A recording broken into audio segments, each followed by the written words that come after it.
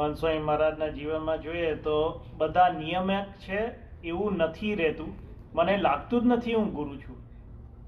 લૌકિક દ્રષ્ટિએ જોઈએ તો બધાને નિયમિત બધાને થવું હોય છે એવું કે બધા મારા નીચે વર્તે, બધા મારું હું કયા પ્રમાણે બધા ફોલો કરે. પણ મહંત સ્વામી મહારાજને ગુરુપદ થયા એને 5 વર્ષ જ થયા છે.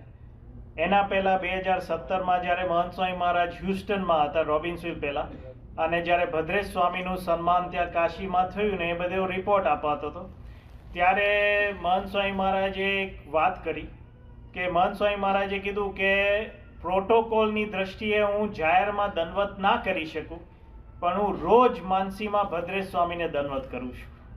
તો આમ એમની આખું વિચારધારા જ અલગ છે. આમ લૌકિક દ્રષ્ટિએ બારે કંઈ બતાવવા પ્રયત્ન જ નથી કરતા. માનસીમાં એટલું બધું કરતા હશે ને કે આપણે તો ખબર જ નથી એમના મનમાં શું ચાલે છે. તો મહંત સ્વામી મહારાજ સંસ્થાનો વિકાસ તમે જો આમાં એવું બોલ્યા કે હું મનાતું નથી ગુરુ છું. 5 વર્ષ પછીની વાત છે, 2016થી 2020. પણ સંસ્થાનો વિકાસ કેટલો બધો કર્યો એ 5 વર્ષની અંદર. અત્યારે તો વિકાસ કર્યો જ છે, પણ 5 વર્ષની અંદર કેટલા બધા મંદિરો થયા અને કેટલા સમય થયા અને કેટલા સંતો થયા અને કેટલા બધા એમના નેતૃત્વની નીચે થયું છે આ બધું કાર્ય. પણ તે છતાં આવું બોલી શકે છે કે હું મનાતું જ નથી હું ગુરુ છું. તો આ કંઈ શો કરવા માટેની વાત નથી. આ કંઈ લોકોને બતાવવા માટે હું કહી દઉં, આ તો નૈનપુરમાં બેઠા બેઠા આશીર્વાદ આપ્યા છે. આ ગુરુહરિ આશીર્વાદમાં યુટ્યુબમાં તમે શોધવા જાઓ તોય તમને નહીં મળે, કારણ કે કોઈ એવું કંઈ ટાઇટલે નથી આશીર્વાદનું કે તમે સર્ચ કરી શકો. તો એમને આવી રીતે બતાવવા માટે કોઈ પ્રયત્ન ક્યારેય કંઈ કાર્ય કર્યું નથી.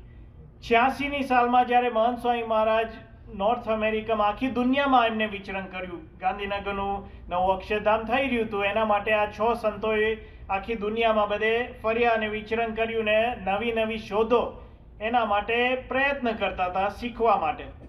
એ વખતે વેન્કુવરમાં એક્સપો 86 હતું વેન્કુવરમાં, અને એ વખતે ત્યાં બોબ કેપ્લનને વિનંતી કરી હતી કે અમારે કોઈ ગાઈડ હોય ને સંતો માટે તો ગાઈડની વ્યવસ્થા તમે કરી આપજો. તો એ વખતે એક ગાઈડની વ્યવસ્થા કરી હતી ને એ ગાઈડ ઇરેનિયન હતો, અને એ પોતે દોડતા દોડતા સંતો પાસે આવ્યા ને કીધું કે are you the Hindu sadhus from India? એટલે સંતોએ કીધું કે હા અમે જ છે. તો પોતે ગાઈડ તરીકે એને ગાઈડની સેવા એને સ્વીકારી, અને પછી એને વાત કરી કે I am honoured to be your guide. હું આભારી છું કે હું તમારો ગાઈડ થઈ શક્યો. તો પછી એને બીજી વાત કરી કે એમને ખબર પડી ગઈ કે આ સંતો 6 સંતોમાં મુખ્ય સંત કોણ છે. એમને ખબર પડી કે કોઈ કંઈ મહિમા નથી કીધો મહંત સ્વામી મહારાજનો, કોઈ કંઈ નથી કીધું, પણ એમને કીધું કે 2 હાથ જોડીને એમને કીધું કે આઈ નો યુ આર એવરીથિંગ. આ ગાઈડે મહંત સ્વામી મહારાજને કીધું આઈ નો યુ આર એવરીથિંગ. ઇન્સ્ટન્ટલી મહંત સ્વામી મહારાજ શું બોલ્યા કે I am nothing, God is everything. આ ક્યારે ખબર પડે છે કે જ્યારે મહંત સ્વામી મહારાજ એમને વિનંતી કરી કે તમે છે ને દેશમાં આવો અને તમને અમારા મંદિરો બતાવીશું. હવે 86ની સાલમાં કેટલા મંદિરો હતા ઇન્ડિયામાં? આપણા મંદિરો, શિખરબંધ મંદિરો કેટલા હશે? થોડાક જ હશે મંદિરો. 86ની સાલની વાત કરું છું. તો એ વખતે મહંત સ્વામી મહારાજ એમને આમંત્રણ આપ્યું કે તમે દેશમાં આવજો, અમે તમને બતાવીશું બધું અમારા બધું પ્રવૃત્તિ ને બધું. તો પછી 2 વર્ષ પછી એ લોકોનો મેળ ખાધો. તો 2 વર્ષ થયા અને 2 વર્ષે અમદાવાદ મંદિરે આવ્યા અને ત્યાં બ્રહ્મવિહારી સ્વામીને શ્રીજી સ્વરૂપ સ્વામીને મળ્યા. અને મળતા મળતા જેટલી વાર મળ્યા ને, જેટલી વાર એ લોકોનું કોન્વર્સેશન થયું ને, એમાં પૂછ્યા રાખે કે મહંત સ્વામી ક્યાં છે, મહંત સ્વામી ક્યાં છે, મહંત સ્વામી ક્યાં છે, મારે મળવું છે, મારે મળવું છે, આવું કયા રાખતા હતા. એટલે છેલ્લે આ સંતોએ પૂછ્યું કે તમારે મહંત સ્વામીને કેમ મળવું છે? તમારે કેમ 2 વર્ષ પછી હજુ મહંત સ્વામીને તમારે મળવું છે? ત્યારે એને એવું કીધું કે હું જે આશ્રમમાં ફર્યો અને જે ધર્મ પુરુષોને મળ્યો, ત્યારે બધી જગ્યાએ એ લોકોએ શું કીધું કે I am something, only he said I am nothing, and that's why he is everything. ઓહો. એટલે બહુ પાવરફુલ વાક્ય બોલ્યા કે એને કીધું કે I am something only he said I am nothing and that's why he is everything. તો 2 વર્ષ પછી પણ મહંત સ્વામી મહારાજની છાપ એના હૃદયમાં બેસી ગઈ હતી. એના હૃદયમાં બેસી ગઈ કે આ નિર્માની છે, આ દાસ ભાવે વર્તે છે, એમને આગળ આવવાની ઈચ્છા જ નથી. તો મહંત સ્વામી મહારાજના જીવનમાં જોઈએ કે તે પ્રભાવ શાનો પડ્યો છે. પ્રભાવ કઈ સદગુરુ સંતનો પ્રભાવ નહોતો. એ વખતે મહંત સ્વામી મહારાજ સદગુરુ સંત હતા, એનો પ્રભાવ નહોતો, મોટેરાનો પ્રભાવ નહોતો, પણ પ્રભાવ શાનો હતો? દાસ ભાવનો પ્રભાવ. તો આપણા સંસ્થામાં આપણે જોયું છે કે આપણા સત્પુરુષમાં જોઈએ, સદગુરુ સંતોમાં જોઈએ ને, તો આનો જ પ્રભાવ બધામાં પડ્યો છે કે કેમ કરીને દાસ ભાવે વર્તે. તો અંતરની છાપ બહારના લોકોને તો પડી છે, બધાને પડી છે. તો મહંત સ્વામી મહારાજ 23મી માર્ચ 2018ની સાલમાં ગોલ્ડ કોસ્ટમાં હતો, ઓસ્ટ્રેલિયામાં.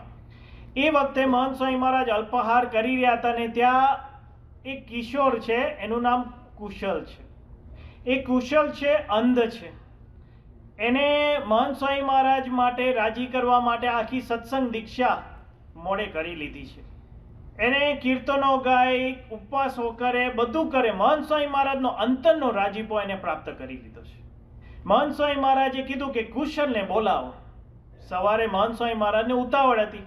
મહંત સ્વામી મહારાજને ગોલ્ડ કોસ્ટથી સિડની જવાનું હતું અને વચ્ચે મહંત સ્વામી મહારાજને સવારનો આરામ પણ કરવાનો હતો, સવારની ફ્લાઇટ પણ લેવાની હતી, ઉતાવળ હતી. એક હરિભક્તો શોધવા ગયા અને હરિભક્ત આવ્યા પાછા કે બાથરૂમ કરવા ગયો છે.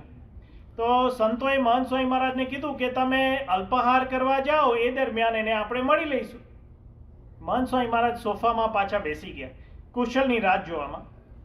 કુશલ આવ્યો અને બાપાએ તરત જ કીધું કે કુશલ તે પૂજામાં સારું કીર્તન ગાયું આજે સવારે. આજે ફોટો તમને દેખાય છે કુશલનો. તો પૂજામાં સારું કીર્તન ગાયું.